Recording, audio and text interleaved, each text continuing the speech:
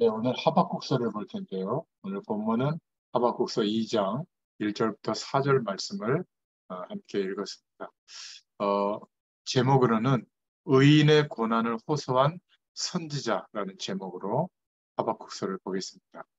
복음 가진, 먼저 복음을 받은 1세대인 우리가 다음 세대에게 어떤 축복들을 전달해 줘야 될 것인가, 이런 마음으로 하박국서를 지금 보고 있습니다. 어, 서론으로 좀 살펴보자면 이 하박국서의 배경은 어, 아수르 제국이 북쪽에서 굉장히 영향을 입히고 있었는데, 신흥 강대국 바벨론이 일어나서 아수르 제국을 멸망시키고, 그리고 전통적 강국인 애굽마저 막 격파하는 등 질서가 새롭게 재편되고 있던 때죠. 그리고 남유다의 왕이었던, 개혁을 했던 요시야 왕이 전사하면서 국군이 급속도로 쇠퇴하고 있을 때, 이때 하박국 선지자가 세워져서 하나님의 말씀을 전달하고 있는 겁니다. 4년 뒤에 결국 바벨론의 침공으로 남유다는 멸망하게 되죠. 그러니까 멸망을 앞둔 4년 전에 이 하박국서의 말씀을 전하고 있는 겁니다. 그래서 이 하박국서는, 왜 하나님, 의인은 이렇게 어려움을 계속 당하고 있습니까? 그리고 저 악한 사람들은 왜 잘 됩니까? 저 강대국들을 멸하셔야지, 저 아수르나 바벨론을 멸해야지, 왜 그냥 두십니까? 이런 질문에 대해서 하나님이 대답하시는 내용이에요. 그 대답을 듣고 이제 하박국 선지자가 다시 하나님의 약속을 붙잡고 기도하는 내용으로 맞춰집니다. 3장밖에 되어 있지 않지만 중요한 말씀들이 있거든요. 그래서 우리가 서론으로 좀 첫 번째 좀 생각해야 될 것은, 우리가 살아가면서 한 번은 꼭 체험해야 될 게 있습니다. 그게 뭐냐면 전도인데요. 이 전도는 단순히 누군가에게 복음을 전해서 예수 영접하고 교회 다니게 해서 신앙생활 잘하도록 돕는 것, 그렇게만 생각하면 굉장히 전도를 작게 이해한 거예요. 하나님은 모든 민족과 열방이 복을 얻게 되도록 지금도 이 세상을 움직이시고, 누군가는 태어나게 하고, 누군가는 불러가시고, 또 많은 문제와 어려움을 허락하시고, 때로는 좋은 일도 허락하면서 하나님이 땅 끝까지 이 복음이 증거되어지도록, 그리고 주님이 재림하시도록 이렇게 역사를 움직여가고 있거든요. 그러니까 전도를 이해한다고 하는 것은 굉장히 중요해요. 나가서 하는 것도 전도지만 하나님의 방향에 우리 인생이 맞춰져서 살아가고 있을 때 하나님이 역사해 주세요. 그러니까 내가 봐도, 누가 봐도 이거는 하나님의 역사하심이구나 라고 체험되어지는 순간이 와야 됩니다.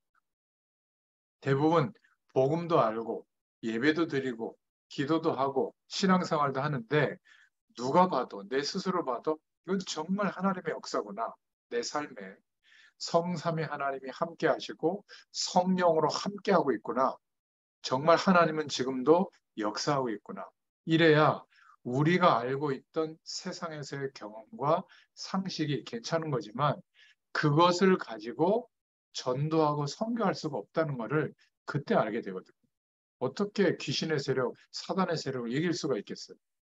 세상 배경이 그렇게 대단해 보이는데, 그것 말고 하나님의 말씀을 순종하면서 우리가 인도받을 수 있겠습니까? 불가능해요. 그런데 하나님의 역사가 체험되어지면 이때부터 가능되거든요. 그래서 한 번은 체험돼야 됩니다. 예수 믿는 사람. 막 부흥되고 이런 것도 중요하지만, 하나님의 역사가, 중요한 하나님의 말씀을 우리에게 허락하시고 그 말씀하신 대로 우리의 삶을 성취해 나가시는 것을 보는 게 전도예요. 그리고 이때부터 이런 일, 저런 일, 우리 인생에 많은 일들이 일어나는데, 그 모든 것들이 전체적으로 하나님이 인도하시는 방향, 전도와 선교의 축복이 이루어지도록 하나님이 역사하시는 응답이라는 것을 알게 돼요. 고난을 당하거나 어려움을 당하거나 지금 이스라엘 백성들은 어떤 상황에 놓여 있었죠? 한 번도 하나님의 약속을 전달한 적이 없는 민족이에요. 왜냐하면 자기들이 알고 있던 지식, 신앙적인 지식, 그게 뭐죠? 하나님이 우리 민족을 택했다는 거예요. 우리 민족만. 그래서 우리 민족의 하나님이지 다른 민족의 하나님이라고 생각해 본 적이 없어요. 다른 민족들은 특히 강대국들은 멸망을 시켜야 될 하나님이 멸망시킬 민족이라고 본 겁니다. 그러니까 왜 가나안 땅에 가게 하시는지 어렵게 40년 광야 생활을 통해서 절기도 회복하고 언약궤 중심으로 예배도 회복하고 성막 중심으로 인도받고 율법도 지키고 하나님의 기적도 체험하면서 이제 40년 만에 가나안 땅에 와서 그 가나안 땅에서 드디어 왕국을 이루고 사는데 강원도만한 땅덩어리에 그 왜 가나안 땅으로 가게 했냐면 산악지대가 70%예요. 나머지 30%는 돌짝밭이에요. 살 수 없는 땅이에요.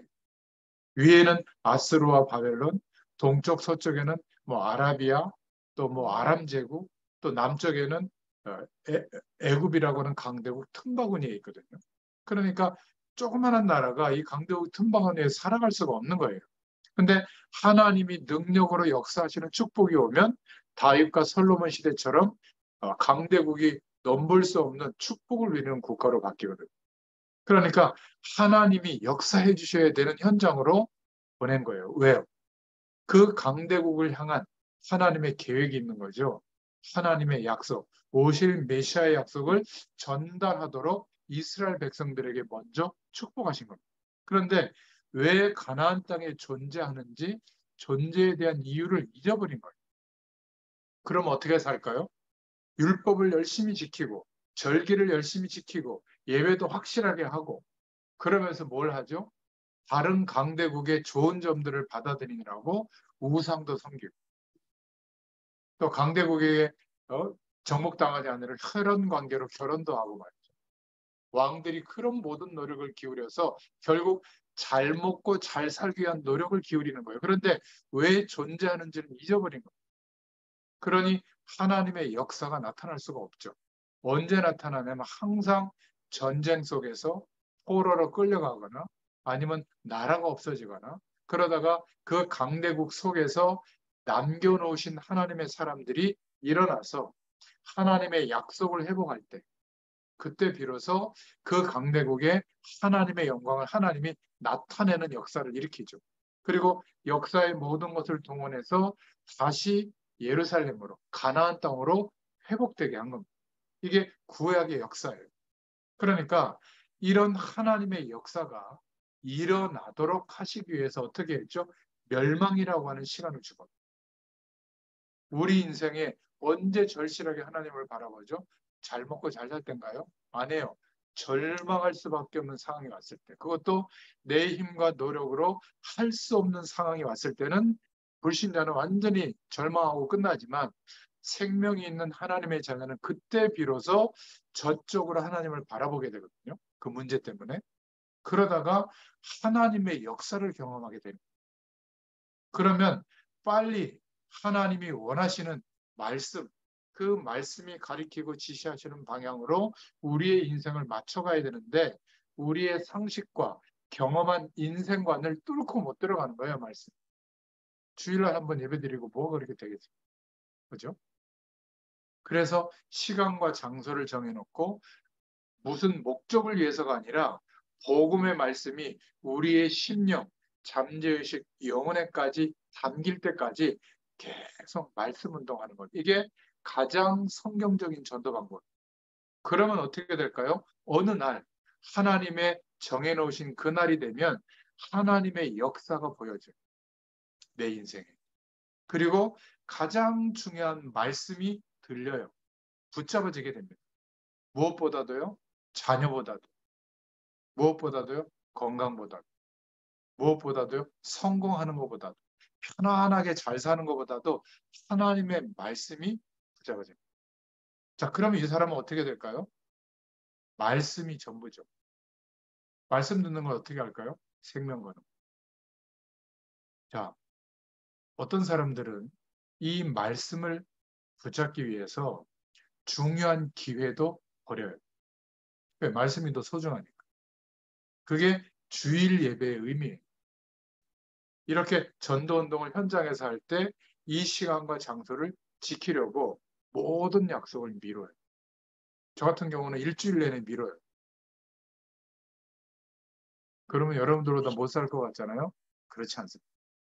그러니까 하나님의 말씀이 내 삶에 특별한 신앙 행위를 해서가 아니라 그 방향을 따라 오늘을 살고 그 방향을 따라 어려움도 견디고 그 방향을 따라 기도도 하고 이렇게 살아가다 보니까 전체적인 응답이 옵니다. 하나님이 주권적으로 역사하시는 응답 속에 살게 되는 겁니다. 이걸 보고 전도라고 해요.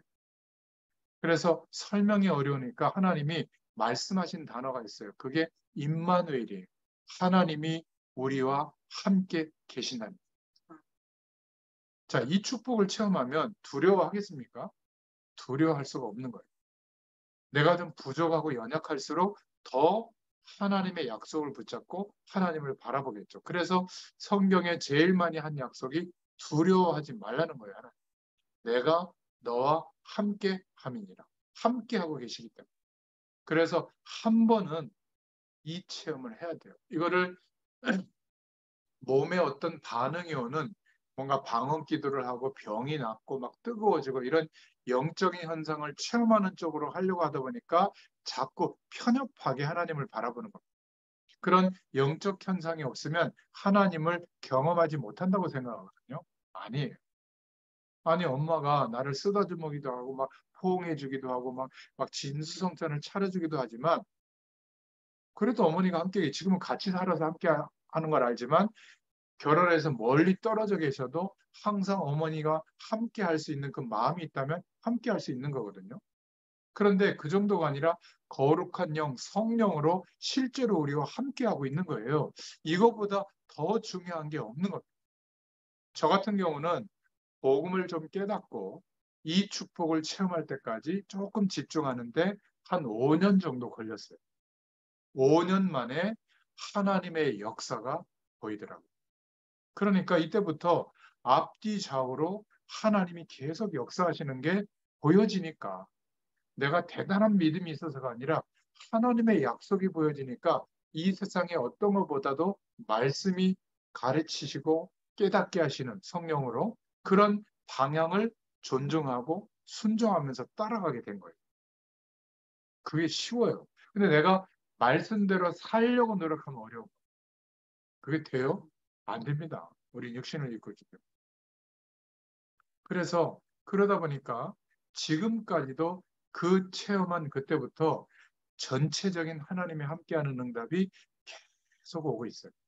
놀라운 것은 제가 이렇게 일주일에 에, 많은 날들을 가서 말씀을 심부름하고 하나님이 가르쳐 주시는 그 방향 속에서 살아가고 있잖아요.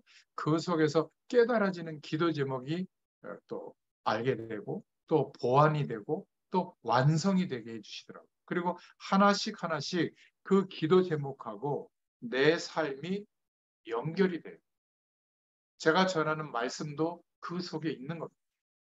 그리고 하나님이 응답하시는 방향도 그때부터 그 말씀과 기도 제목과 연결이 되기 시작하는 겁니다. 이런 응답이 자꾸 제 삶 속에 매일매일 오니까 저에게는 하나님이 주시는 힘이 붙잡아지더라고요. 그러니까 아침에 조금 일찍 일어나서 정시로 조금 묵상하고 기도하고 이게 돼요. 또 하루 종일 살아가는데도 잊어버릴 때도 있지만 항상 하나님이 나와 함께 계시다는 사실을 잊지 않고 하나님을 바라보는 무시기도가 가능해지는 거예요.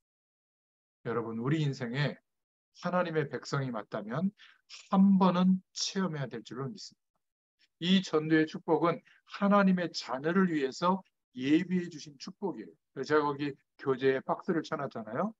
하나님의 역사가 전도예요. 말씀 성취가 전도예요. 하나님 우리에게 알게 하시려고 하는 전도. 그리고 모든 부분에 응답이 옵니다. 전체적인 응답. 이것에 대한 증인으로 알려주고 싶어서 말하거나 용서해주거나 기다려주거나 뭔가 그들을 위하여 중보기도하는 이게 전부 전도의 역사가 일어나는 거거든요. 어떤 역사가요? 하나님이 함께하는 축복이 나타나는 겁니다. 그래서 이 축복을 한 번만 체험하더라도 평생 응답을 받는다. 하나님의 역사는요, 노력했더니 좀 되고 노력을 안 했더니 힘들어지고 그런 게 아니에요. 아시겠습니까? 차이점을 이해하셔야 돼요. 그래서 기억할 게 두 번째가 뭐냐면 태아 영아 때가 굉장히 중요한 겁니다. 이때 뭔가 이렇게 느꼈던 감정, 생각했던 어떤 개념들, 세상에 대해서 좀 봤던 거, 이런 것들이 평생 가요. 그런데 태아 영아 때 우리는 뭘 집어넣죠? 영어, 인사 잘해라, 착해야 된다, 똑바로 살아야 된다. 아니면 뭐 학원을 막 더 보낸다든지, 막 4세밖에 안 됐는데 막 학습을 막 시킨다든지. 그러니까 부모로서 그런 것도 해야 되지만 그거는 세상 교육기관에서 다 해주잖아요. 제일 바보 같은 엄마가 그 막 영어로 가르치는 그 어린이집 전에 그 유아원 뭐 이런 데 보내면 비싼데 뭐 영어로 막 수업하고 그럼 영어적 사고가 들어오잖아요.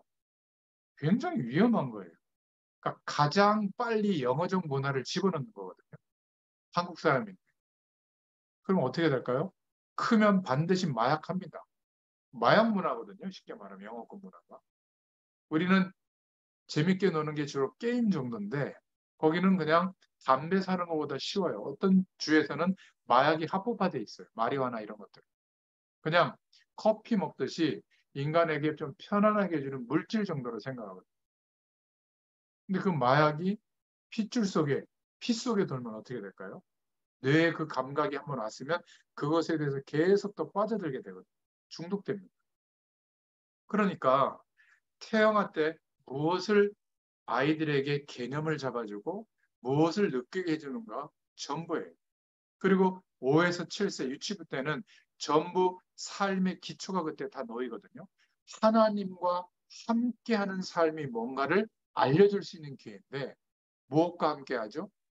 공부와 학습지와 주로 막 그래가지고 초등학교 들어가기 전에 초등학교 6학년 과정을 다 마치고 들어가는 그런 교육도 많이 해요. 애들이 그냥 막 힘들어지죠. 청소년기 때는 어떻죠? 랩런트 때는 사실은 하나님의 말씀이 우리가 알고 있고 공부하는 지식보다 더 우리의 심령 속에 뿌리가 내려질 시기인데 그것은 이제 말씀은 이제 담쌓고 그때부터 뭘 시키죠? 입시 공부 시키는 거 아니에요? 좋은 취직하고 좋은데 장가가고 좋은데 취직하기 위해서는 좋은 대학 가야 된다. 막 몰아붙이잖아요. 그러니까 너무나 중요한 인생이 형성되는 시기에 부모님들이 열심히 한 내용이 나쁘다는 게 아니라 무엇을 놓친 거죠? 하나님의 역사를 경험할 기회를 놓치게 한 거예요. 그러니까 언제 이 시간이 오죠? 망했을 때 이스라엘 백성들죠. 내가 왜 존재하고 살아야 되는지 그 이유를 부모로부터 들어야 되는데 못 들은 거예요. 들은 건 뭐죠? 성공해야 돼. 돈 많아야 돼. 삶이 안정적으로 갖춰지려면 이렇게 경제력을 가지고 살아야 돼. 출세 이렇게 해야 돼. 한국에서 안 돼. 해외까지 가서 박사학위라도 몇 개 있어야 돼. 결국 그렇게 가요. 그게 나쁘다는 게 아니라 근데 뭘 놓쳤죠? 하나님이 너를 책임져. 이걸 놓친 거예요. 그 얘기도 하죠. 근데 에이 대학 가서 해. 지금 고3인데 무슨 대학 안 가면 어떻습니까? 어떤 면에서 좀 극단적으로 얘기해요. 대학 안 간 사람들 많거든요. 우리나라도 있고 전 세계도 있고 그 사람들이 다 죽나요? 아니에요. 하나님과 함께하는 축복 속에서 하나님의 역사를 보고 말씀 성취를 보고 모든 삶이 하나님의 주권 속에서 전부 응답하신다는 것을 보게 되면 인생이 완전히 바뀌는 겁니다. 이것을 전달하지 못하니까 결국 어떻게 됐죠? 복음 체질이 안 된 거예요. 내가 예배드려서 말씀은 들어서 알고 있고 하나님에 대해서도 인정을 하는데 그리스도 알고 성령도 알아요. 그런데 결과적으로 가장 중요한 시간이 되면 뭘 쫓아가죠? 돈 버는 쪽. 가장 중요할 때 여성들은 어디로 가죠? 예뻐지는 쪽. 예뻐가지고 뭐 하겠어요? 아니 80, 90 되신 분도 성형수술 하더라고요. 예뻐지려고. 자기 가꾸는 건 좋은데 거기에 매여 있어요. 그럼 나는 나잖아요. 다른 사람들이 나를 보는 것도 나지만 진짜 나는 내가 볼 때 만족이 와야 되잖아요. 근데 그 만족이 보이는 것, 겉에서 오는 만족은 작습니다. 한 70, 80만 넘어도요. 아무리 꾸며도 만족이 안 될 거예요. 그때부터. 어디 삐걱삐걱하고. 그런 것만 생각한다면 밥맛 없을 거예요. 매일매일. 근데 영적인 축복 속에서 하나님이 함께하는 축복은 나이가 아무리 드셔도 누리는데 지장이 1%도 없어요. 오히려 내가 육신적으로 연약할수록 더 하나님을 바라볼 수 있잖아요. 안 되니까. 그게 축복입니다. 축복. 그런데 그런 복음 체질보다 어떤 체질이 있죠? 판단하는 체질. 너 예배 안 드렸지? 하나님 번 줄 거야. 11조 안 했지? 돈 다 잃어버릴 거야. 또 뭐가 있죠? 하여튼 뭐 엄마 시키는 대로 안 했지? 꼴 좋다. 하여튼 멸망이 올 거야. 물론 그럴 수 있죠. 근데 복음적인 시각은 뭐죠? 하나님이 너에게 1초만 역사해도 역사할 수 있다. 그런 것을 네가 믿어라. 아무리 힘들어도 엄마는 하나님이 너를 인도할 거를 믿고 있다. 그래서 너의 모습을 보면 답답하지만 그러나 하나님께 기도하면 편안하다. 이게 기도하는 사람이거든요. 그렇지 않습니까? 자녀가 문제의 길로 가도 된다는 게 아니라 아무리 문제의 길로 가도 하나님이 역사할 것을 믿는 믿음이 더 커야 되는 거예요. 그런데 기도하고 신앙생활 잘하는 부모님들이 주로 교회에서 권사님들 대화하는 거 들어보면 뭐가 이래서 안 좋고 저래서 안 좋고 주로 그런 얘기예요. 건강도 얘기 들어보면. 그렇지 않습니까? 차라리 말 안 하는 게 나아. 어떤 저 아무개 장로 아들은 말이야 연봉이 얼마고 말이야 직장이 어떻고 막 생기기도 잘했고 차를 외제 타고 있고 주로 그런 얘기예요. 교회에서 왜 그래요? 그 애들이 듣는다니까요. 중고등부 선생님들은 어떤 애는 뭐 어떤 집사님 애는 뭐 서울대학 갔고 뭐 그래서 뭐 학원을 어디 다니고 뭐 주로 그런 얘기입니다. 머리 어디서 했어 잘 나왔는데 뭐 미용실 어디가 좋고 뭐 할인율이 얼마고 그런 얘기하러 뭐하러 교회 와서 합니까? 그건 그냥 세상 친구 만나서 하면 되지. 지난주에 하나님이 주일날 이렇게 말씀을 주셨는데 나는 삶 속에서 이런 어려움이 있어서 그 말씀을 붙잡고 하나님을 바라봤더니 아무런 변화가 없었지만 내가 그 문제 속에 빠지지 않게 됐다. 오히려 기도하다가 이런 영적 축복을 알게 됐다. 뭐 이런 것들을 서로 나누고 그럴 때 신앙이 상승되지 않겠어요? 나는 우리 목사님 설교가 별거 아니라고 생각했는데 목사님을 통해 주신 말씀을 붙잡고 기도해 봤는데 이런 축복이 왔다. 이걸 누가 들어야 되겠습니까? 문제와 어려움 때문에 불신앙하고 있던 교회 성도들이 중직자의 포럼을 통해서 회복이 돼야 되는데 너도 목사님께서 그렇게 생각했어. 나도 그래. 내가 지금 듣고 있어. 기회만 되면 옮기려고 그래. 그럼 어떻게 될까요? 이 초신자가. 내가 교회를 잘못 선택했구나. 여러분 기억하시기 바랍니다.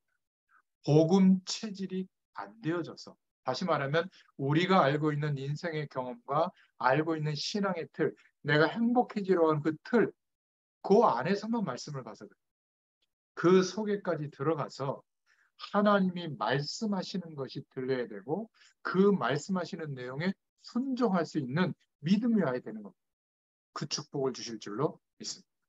그래서 지금 구약의 마지막에 선지서들이 몇 권 안 남았는데 전부 그 내용이에요.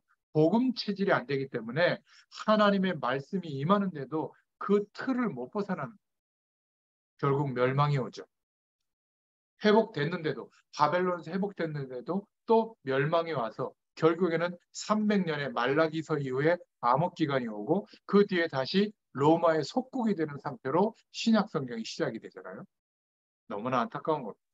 자, 그래서 오늘 본문에 첫 번째로 하박국 선지자가 하박국서 1장 1절부터 4절의 말씀을 통해서 질문하고 있는 겁니다.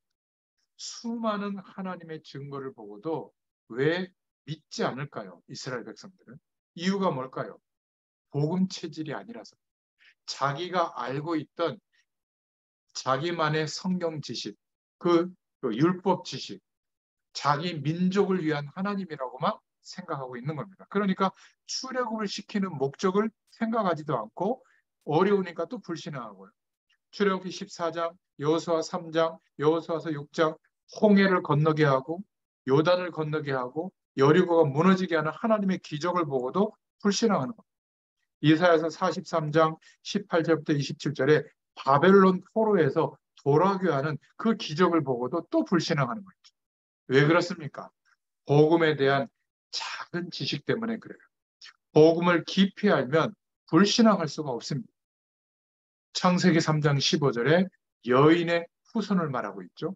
출애굽기 3장 18절에 번제, 희생 제사를 드릴 것, 피 뿌리는 예배. 이사야서 7장 14절에 처녀가 잉태아들을 낳을 것인데 그 이름을 임마누엘이라 하라. 마태복음 16장 16절에 주는 그리스도시요 살아계신 하나님의 아들이십니다.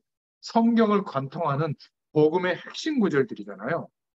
복음에 대한 풍성한 축복을 알게 되면 여러분 성경 66권이 말하고 있는 각 권의 방향들이 있잖아요. 그 내용을 묵상하면서 성경을 보셔야 돼요. 그러면 성경 말씀을 통해서 성령께서 내게 하시는 음성을 듣게 됩니다. 이게 신앙생활의 기본이에요.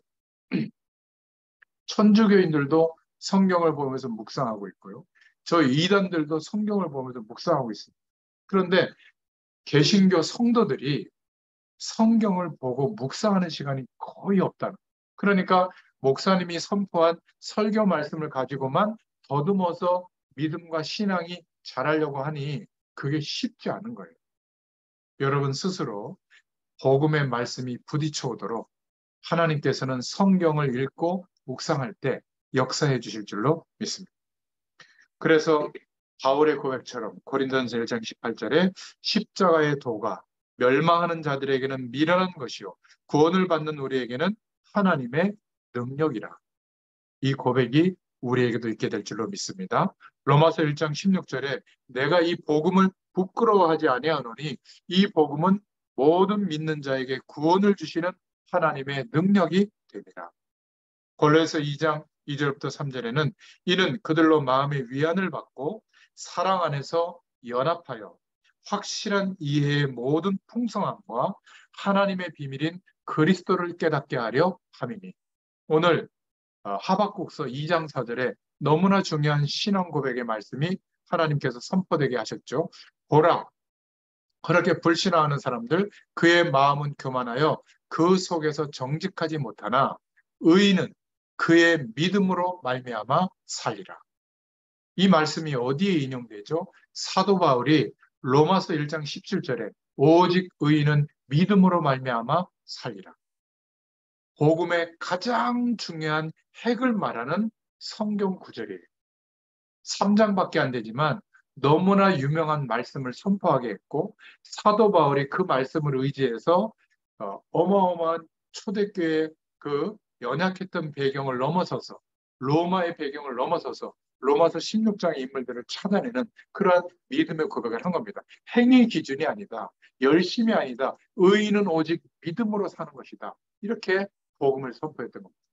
역사의 시간이 흘러서 종교개혁의 정점에 이르렀던 그 시간에 마틴 루터가 이 하박국서 2장 4절의 말씀을 비롯해서 로마서 1장 17절의 말씀을 가지고 의인은 오직 믿음으로 말미암아 살리라.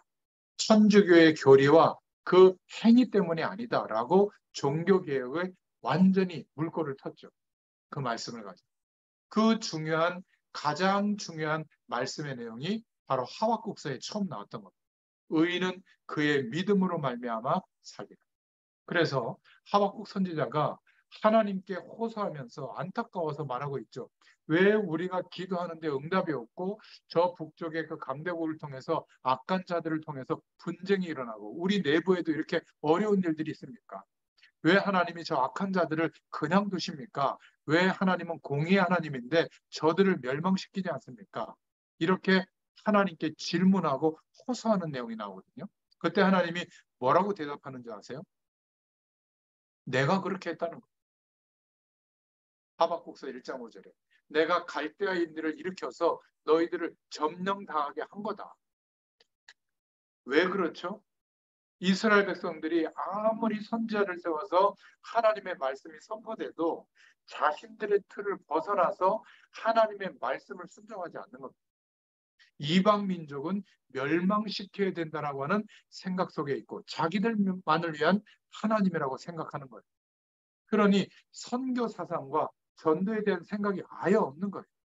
그럼 어떻게 해야죠? 멸망을 시켜서라도 강대국을 향한 땅 끝까지 이 복음이 증거되어지도록 하시는 하나님의 일을 하나님이 이루시려고 갈대아인들을 일으켜서 너희들에게 멸망의 시간을 허락한 거다. 내가 했다 이러는 거예요.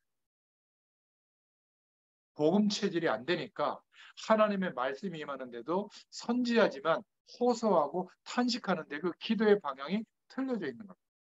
재난이 들이닥치는 거예요. 어쩔 수 없이. 여러분, 저와 여러분은 이 복음의 능력을 알고 하나님이 인도하시는 방향, 전도와 선교를 두고 우리의 인생을 그 방향 속에서 살아간다면 하나님은 저와 여러분을 통해서 이 시대의 중요한 재난을 막는 자로, 치유할 자로 세우시는 줄로 믿습니다.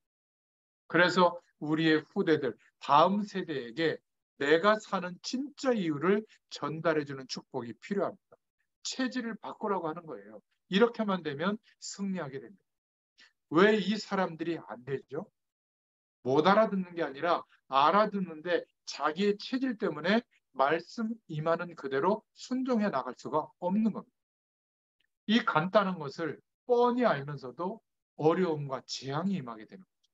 여러분, 복음 안에서 우리의 세상적인 체질이 복음의 체질로 바꾸면 하나님은 우리의 인생을 통해서 반드시 응답하실 줄로 믿습니다.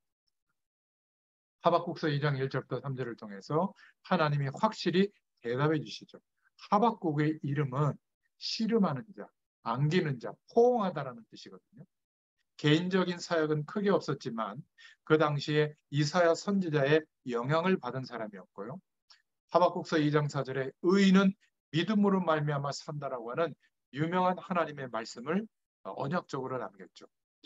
바벨론으로 멸망당하기 전에, 유다 왕국이 멸망당하기 전에, 그리고 또 바벨론의 그 왕국도 멸망할 것을 예언한 선지자입니다. 역사의 시간이 지나서 바울도 또 마틴 루터도 이 선지자 한 사람이 하나님의 약속을 깨닫고 믿음으로 고백하고 선포한 그 말씀을 붙잡고 세계를 변화시키는 복음의 역사가 일어날 줄 누가 알았겠어요? 저와 여러분이 아무것도 아닌 것 같아도 우리에게 임한 복음의 말씀을 붙잡고 판단하고 해석하고 결정하고 순종하는 그 일이 나중에 어마어마한 복음의 역사가 일어나게 될 줄로 믿습니다. 그래서 하박국 선지자의 호소와 탄식에 하나님이 내가 했다 이렇게 얘기하면서 하박국서 2장 1절에 파수꾼에게 대답하시는 여호와 이러면서요. 판에 새겨라. 그 판은 돌판을 말하거든요. 그때는 종이가 없으니까 큰 돌판에 하나님의 말씀이 없어지지 않도록 항상 볼 수 있도록 그렇게 새겨서 달려가면서 읽을 수 있게 해라. 하박국서 2장 2절에. 그리고 그렇게 해놓고는 너희는 기다려라. 2장 3절에 지체하지 않고 정령 응하리라 이렇게 말씀하는 겁니다. 그게 무슨 내용이죠? 의인이 실패하는 것 같아도 영원히 그렇지 않다. 잠깐이다. 악한 사람들이 하나님 없어도 살만하다고 노력해서 대단한 것을 가지고 있는 사람들이 성공하는 것 같아도 영원한 게 아니다. 잠깐이라는 거예요. 지체치 않고 정령 응하리라. 그러면서 하시는 말씀이 하박국서 2장 4절에 오직 의인은 믿음으로 말미암아 살리라. 하나님의 언약을 믿는 믿음으로 살리라. 이 말씀을 우리에게 말씀하고 있는 겁니다. 여호와께서는 이스라엘 남유다의 악한 삶을 알고 계셨죠. 2장 5절에 보면 복음보다 쾌락과 세상의 어떤 그런 기쁨들 연락을 쫓고요. 2장 6절에 보면 세상 사람처럼 하나님의 축복이 아닌 다른 것으로 살아가려고 하고 결국 노략을 당하게 되고 또 하박국서 2장 9절부터 19절까지 보면 재앙을 피하려고 높은 곳에 사는 자, 욕을 부르게 되는 교만한 승리, 불의한 능력으로 쌓은 성, 타락하며 우상을 만드는 자, 이들은 화가 있을 것이다. 이렇게 말씀하고 있죠. 결국 하박국서 2장 13절에 만군의 여호와가 열국을 헛되게 할 것이다. 그러나 의인은 그의 믿음으로 말미암아 살리라. 하박국서 2장 14절에는 물이 바다를 덮은 같이 여호와의 영광을 인정하는 것이 세상에 가득하리라. 찬양 가사에도 있었잖아요. 또 하박국서 2장 20절에는 오직 여호와는 그 성전에 계심 온 천하는 그 앞에서 잠잠할지니라. 아멘이죠. 이런 답을 주셨습니다. 그리고 세 번째로 붙잡을 기도 제목 하박국서 3장 1절부터 2절까지 보면 드디어 하박국 선지자가 언약을 붙잡고 기도하기 시작합니다. 여러분, 우리가 하나님의 약속을 붙잡고 기도한 내용들은 반드시 응답이 옵니다. 우리가 생각하고 있는 그것은 어느 날 응답되어 와요. 우리가 만약에 흔들리는 생각을 하고 있으면 우리 인생은 흔들리는 응답이 옵니다. 우리의 생각이 복음적이라면 어느 날 하나님의 때가 되면 복음적인 응답이 오게 되어 있어요. 우리의 생각이 마음을 지배하는 그것이 바로 나거든요. 말씀은 듣고 예배는 참여하고 기도는 하는데 세상적인 기준을 내 마음을 세상적인 기준이 지배하고 있다면 그게 나인 겁니다. 의식 속으로 자리 잡게 되고 잠재의식과 무의식과 나의 영적인 상태를 가지고 하루를 사는데 영혼 속에 이런 내용들이 담겨지게 되잖아요. 그러면 우리의 생각이 결국은 응답이 되는 겁니다. 우리의 생각을 뚫고 하나님의 말씀이 우리의 생각이 된다면 반드시 우리의 말과 신앙 고백은 응답됩니다. 그냥 하는 말 같아도 하나님의 역사가 나타나는 겁니다. 그래서 말을 함부로 하는 사람은 인생이 함부로 될 수밖에 없어요. 말을 어떤 사람들은 늘 악하게 하거든요. 그 사람의 인생은 악하게 됩니다. 또 철없는 말만 계속한다는 것은 생각이 그렇다는 것이기 때문에 철없는 인생이 됩니다. 아무것도 아닌 것 같아도 하나님의 말씀을 붙잡고 묵상하고 하나님 이시는 깨닫게 되는 생각을 가지고 또 묵상하는 이것이 쌓이고 쌓이면 그 사람의 인생이 되는 거예요. 나라고 하는 존재가 되는 겁니다. 생각이 늘 오락가락하면 삶도 오락가락하는 것이죠. 우리가 누구죠? 그리스도로 말미암아 신분이 하나님의 자녀가 된 겁니다. 그런데 알고 있는데 우리의 생각이 그렇지 않다면 그게 바로 나인 거예요. 하나님의 자녀라도 지금 헤매고 있다면 그게 나인 겁니다. 하나님의 백성으로 선택받았는데 이스라엘 백성들이 축복의 땅 가나안 땅인데도 불구하고 늘 전쟁으로 기근으로 멸망으로 그렇게 될 수밖에 없는 것이 하나님이 원하시는 방향 속에 있지 않는 거예요. 그러면 어떻게 되죠? 그게 이스라엘 백성인 겁니다. 언약 백성이었죠. 나는 못 살겠다고 하면 하나님의 자녀지만 그게 나의 인생이 되는 겁니다. 어쩔 수가 없어요. 나는 이제는 복음의 약속을 붙잡고 승리하겠습니다. 복음 외에 내가 그렇게 중요하게 생각했던 거 그렇게 별거 아니라는 거 이제 인정합니다. 내가 이제는 하나님이 주시는 응답을 진짜 받겠습니다. 그렇다면 그게 내가 되는 거예요. 이렇게 바뀌는 겁니다. 아니, 난 무슨 말인지 모르겠는데 그러면 그게 내가 되는 거예요. 여전히 아멘 해놓고는 세상 속에서 또 살아갈 수밖에 없는 거죠. 전도와 선교 속에 문제와 어려움도 있고 전도와 선교 속에 나의 모든 삶이 전체적인 응답이 오는데 이 방향은 언제 갖게 되냐면 복 주시면 문제 해결해 주시면 우리 자녀들 잘 되게 해주시면 그때 조금 전도하고 선교하겠습니다. 아니에요. 그때는 하나님이 부르세요. 기회가 없어요. 오늘 그 축복의 방향성에서 살아간다면 노예 삶을 사는데 그게 전도하고 선교하는 겁니다. 내가 직장 생활하는데 그게 전도고 선교예요. 막 뭔 얘기를 해야 되는 게 아니에요. 그때 뭐가 나타나죠? 하나님의 역사하심이 내 삶에 하는 일에 생각 속에 말 속에 나타나니까 그걸 누가 보죠? 불신자들이 보는 겁니다. 말은 최후에 전달되는 언어의 내용이에요. 내가 무엇 때문에 사는지 안다니까. 여러분 제가 이런 얘기를 하기 전에 저하고 이렇게 살아보면 제가 무엇 때문에 사는지 알게 될 거예요. 여러분이 저를 오래 만나서 제가 무엇 때문에 사는지 알기 때문에 말씀에 대해서 말씀이 열려 있는 거지. 마음이 열려 있는 거지. 제가 말은 이렇게 해놓고 삶은 따로 살면 말씀이 열려지지 않아요. 그렇지 않습니까? 한 10번 들으면 지겨워요. 20년 가까이 듣는 것도 있거든요. 저 장재현 집사님 그 집에서 우리 음악하는 분들. 그래도 눈동자가 반짝반짝하고 어떤 때는 막 눈물이 그렁그렁해서 말씀을 서로 나눠요. 은혜예요, 은혜. 이제는 완전히 우리의 의식, 잠재의식, 영혼 속에까지 말씀이 담겨 있거든요. 하나님의 역사가 나타날 줄로 믿습니다. 그래서 하나님께 드리는 기도는 반드시 이때부터 응답됩니다. 틀린 방향을 두고 기도하잖아요. 그러면 틀린 성취가 오는 거예요. 그래서 주로 간증하는 게 뭐죠? 돈 많이 벌게 됐다. 우리 자녀 성공했다. 내가 문제가 있었는데 문제 해결받았다. 나쁜 건 아니에요. 그것도 응답이죠. 근데 하나님이 나와 함께 하시는 게 뭔지는 간증에서 안 나와요. 나는 가진 게 없고 여전히 부족한데 나는 상관없어요. 왜?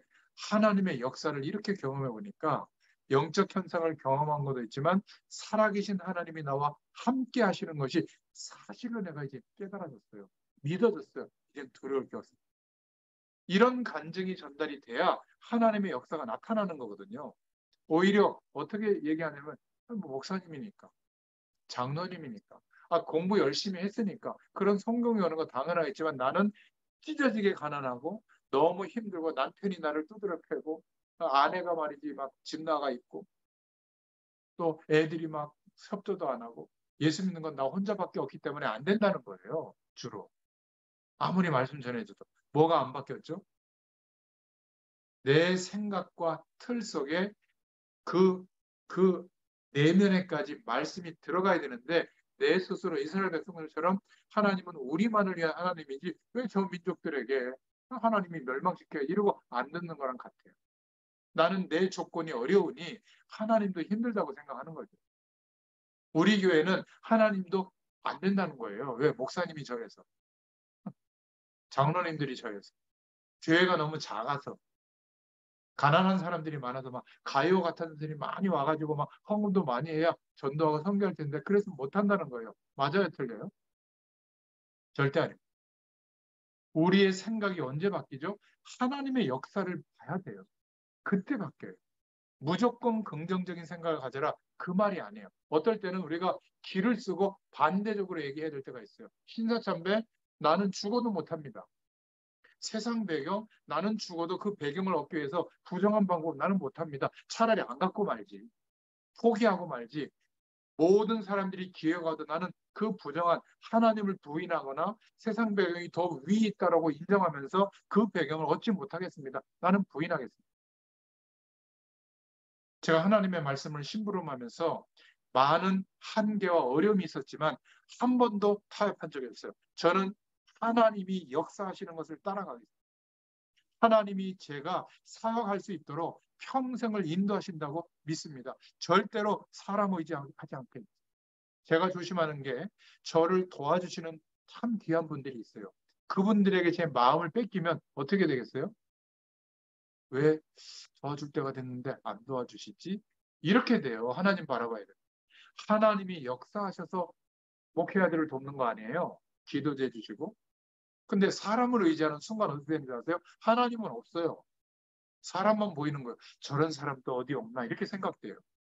그러면 그거를 누가 볼까요? 자네들이 볼 거 아니에요? 목회자 자녀가. 얘네들도 똑같이 누가 우리 안 도와주나 그지근성이 되는 겁니다. 하나님을 바라봐야 돼요. 무슨 말인지 이해되시죠? 그래서 때로는 너무 감사하지만 내 마음이 그쪽으로 갈까 봐 감사하다는 표현도 절제할 때가 많아요. 너무 귀중한 분이지만 정말 고맙습니다. 당신 정말 소중합니다. 이런 표현을 하고 싶지만 못할 때가 있어요. 그분도 하나님 바라보고 저도 하나님 바라볼 수 있어요.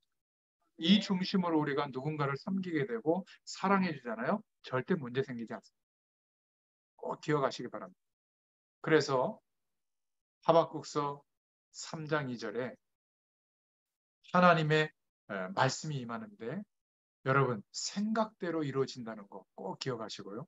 우리의 말도 성취됩니다. 잠언서 6장 2절에 보면 내 입의 말로 내가 얽혔으며 내 입의 말로 인하여 잡히게 되었느니라. 이렇게 말씀하고 있죠. 말도 성취가 됩니다. 생각이 그 사람의 인생 속에 담겨 있는 게 말이 되기 때문에 야고보서 3장 1절부터 12절에 보면 혀는 곧 불이요 불의의 세계라. 혀는 우리 지체 중에서 온몸을 더럽히고 삶의 수레바퀴를 불사르라니 그 사르는 것이 지옥불에서 나느니라. 욥기서 3장 25절에도 보면 내가 두려워하는 그것이 내게 임하고 내가 무서워하는 그것이 내 몸에 미쳤구나. 평상시의 생각. 그래서 기도는 반드시 응답되는데 틀린 기도는 틀린 성취가 오고 우상적인 기도, 종교적인 열심의 기도는 기도해도 영적인 문제가 들이닥치고요. 판단하는 율법적인 기도는 정죄하는 결과만 낳게 되고 복음적인 기도가 복음적인 응답이 오게 될 줄로 믿습니다. 그때 하나님은 하박국 선지자의 기도에 하박국 3장 2절에 주께 대한 소문을 듣고 놀랐습니다. 주는 주의 일을 이 수년 내에 부응케 하옵소서. 이렇게 기도하게 되는 거죠. 또 하박국서 3장 13절에 주께서 주의 백성을 구원하시려고 기름 받은 자를 구원하시려고 악인의 진머리를 치시며 그 기초를 끝까지 드러내셨나이다. 이러면서 찬양 가사에도 나오는 우리가 익숙한 신앙 고백을 하죠. 하박국서 3장 17절부터 18절에 비록 무화과 나무가 무성치 못하며 포도나무에 열매가 없으며 감람나무에 소출이 없으며 밭에 식물이 없으며 우리의 양이 없으며 외양간에 소가 없을지라도 나는 여호와로 인하여 즐거워하며 나의 구원의 하나님을 인하여 기뻐하리로다. 이런 기도와 믿음의 고백이 회복되게 된 겁니다. 하박국서 3장 19절에 주 여호와는 나의 하나님이시라 나의 힘이시라 나의 발을 사슴과 같게 하사 나로 나의 높은 곳에 다니게 하시리로다. 여러분 참된 기도를 해보가면 하나님이 주시는 참된 응답이 오게 될 줄로 믿습니다. 올바른 중심, 올바른 동기, 올바른 내용으로 하나님 바라볼 수 있기를 축원드립니다. 마지막 네 번째로 하박국서 3장 17절 18절을 참고해서 볼 때 하박국 선지자가 본 그리스도의 축복입니다. 여러분 구약과 신약 시대의 가장 큰 문제가 되는 원인이 뭐였냐면 그리스도의 축복을 놓친 거예요. 왜 오실 메시아의 약속을 주셨고 왜 예수님이 그리스도로 오셨는가 이 복음의 가치를 놓친 겁니다. 그러니까 이 시대의 교회의 문제는 돈이 없거나 헌금하는 사람이 없어서가 아니라 그죠? 목회자의 자질 문제도 있지만 그게 아니라 그리스도께 붙들림 받지 못한 거예요. 교회가 세속주의가 들어와서 잘되고 성공하고 커지고 많아지고 자꾸 이것만 생각하는 겁니다. 우리 후대들에게 복음의 체질이 되도록 뿌리가 내려지도록 가르쳐줘야 되는데 이것을 놓친 거예요. 예수 잘 믿으면 복 받는다고만 자꾸 얘기하는 겁니다. 세상적인 복인 거죠. 그래서 구약 시대에는 율법이나 제도를 지키는 거나 전통을 따르는 거나 선민 사상 때문에 그리스도를 놓쳤고요. 신약 시대에 와서는 제사장이 제사를 주도했기 때문에 복음의 내용보다 제사장이 주도하는 제사에 참여하는 거 이게 위에 올라와서 그래요. 서기관들이 따지는 율법 때문에 그리고 헤롯 땅, 헤롯 임금이 헤롯 땅을 만들어서 정치적으로 예루살렘 성전도 40년 동안 지었거든요. 거기에는 하나님의 역사가 없었습니다. 레위인들이 지금으로 하면 목회자들인데 목회자들이 자신의 권위를 내세우고 하나님의 말씀 전달하는 일에는 소홀히 한 겁니다. 자, 이 시대는요. 복음의 가치를 잃어버리면 교회가 이렇게 많은데도 우리나라에 교회가 이렇게 많잖아요. 그런데 하나님을 모르는 사람들이 교회를 존경합니까? 예수 믿는 사람들을 존경합니까? 아니에요. 밟히고 있어요. 복음의 가치를 잃어버리고 있다는 반증입니다. 아까도 말씀을 읽었지만 고린도전서 1장 8절에 십자가의 도가 멸망하는 자들에게는 미련한 것이지만 구원을 받는 우리에게는 하나님의 능력이 됨이라. 이 고백이 있기를 축원드립니다. 로마서 1장 16절에 내가 복음을 어떤 상황에서도 부끄러워하지 아니한다. 왜죠? 이 복음은 모든 믿는 자에게 구원을 주시는 하나님의 능력이 되기 때문에 그렇다. 이 그리스도의 축복을 놓치면 현대 교회가 어디로 가고 있죠? 그래서 자꾸 체험 위주의 신비주의로 가는 겁니다. 자꾸 말씀을 들고 파는데 남는 거는 맞다 틀리다의 싸움밖에 없어요. 그건 하나님의 뜻이고 이건 아니고 자꾸 다투죠. 하나님의 뜻이 아니라면 어떻게 해야죠? 기도하고 기다리면 되죠. 하나님 역사할 때까지. 더 빠르죠, 그게. 안 되니까 세속주의로 성공하려고 모든 세상에 성공하는 방법을 다 동하는 거예요, 교회가. 예수 믿는 사람. 그러니까 어떻게 됩니까? 하나님의 역사만 모르는 거예요. 성령으로 함께하고 계시는데 모르고 있는 거예요. 그러니까 이런 이상한 이론을 인정하는 거예요. 산에 올라가는 길은 다 다른데 올라가서 만나는 정상은 똑같다는 거예요. 불교나 이슬람이나 저 무속이나 다 신을 향해 가고 있으니까 다 대화하고 친하게 지내야 된다는 거예요. 오직 예수만 얘기하면 안 된다는 거예요. 그게 다원론이에요. 지금 한국의 6, 70%가 이 다원론을 인정하고 있다니까요. WCC 이거를 인정하고 있고 그렇게 큰 교회들이 거기에 순서를 맡아서 행사를 하고 있잖아요. 너무 안타까운 거예요.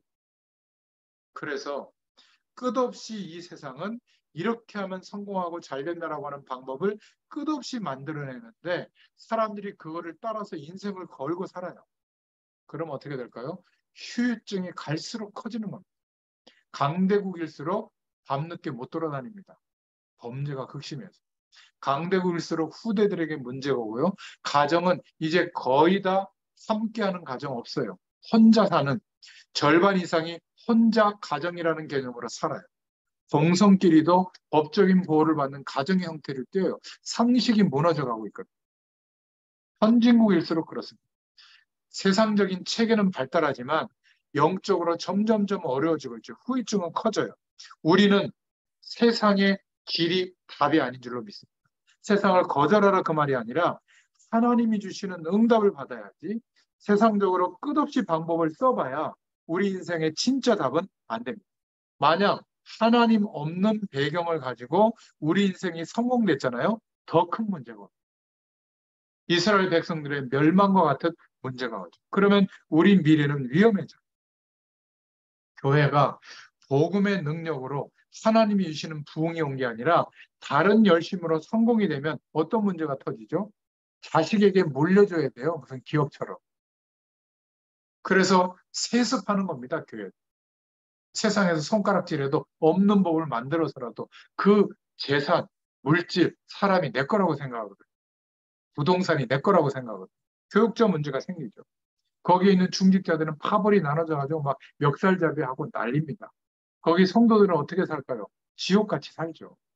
세상에서도 평가받고 판단받아도 힘든데 그런 교회 가면 더 판단을 받거든요. 막 영적으로 막 몰아가니까 안 그러면 막 재앙이 올 것 같고 하니까 말이에요. 자, 교회마저 이 빛을 잃어버린다면 그리스도의 축복을 놓친다면 미래는 어떻게 될까요? 멸망이 오는 겁니다. 재앙이 덮치는 거죠. 이때 누구를 불렀죠?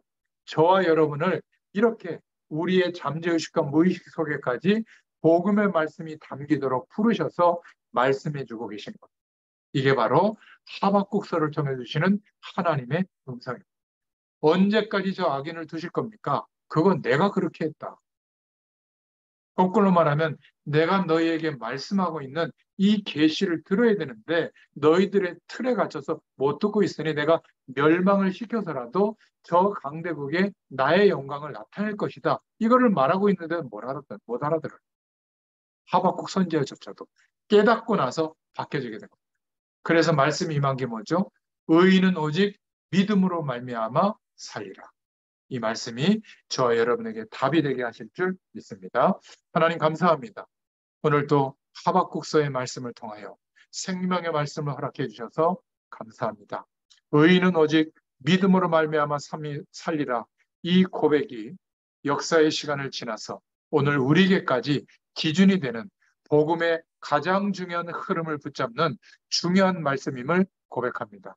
이 고백이 우리의 고백이 되게 하신 줄 믿습니다.